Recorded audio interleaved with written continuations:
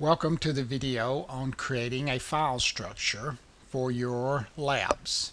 The first thing we want to do is open up our Windows Explorer, and once Windows Explorer is open, then go to Local Drive C, click on it, and that puts us at Computer Local Drive C.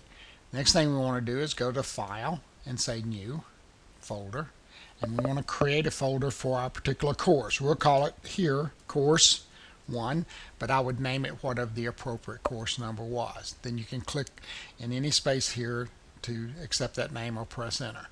Right click and say refresh, and then that will put the new folder in alphabetical order. Go in, click on that folder to go inside of it, say File, New, choose Folder again, and then call it, create it, or name it Week 1. You can also, for each week, just go New again in Folder and create another one, Week 2, etc., etc. You can do them all at one time, or you can do them one at a time.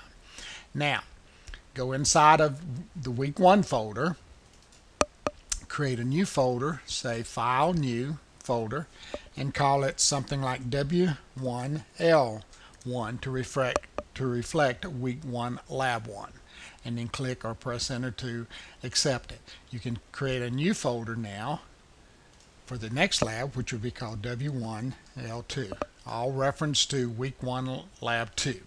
And you can do this in any one of the folders.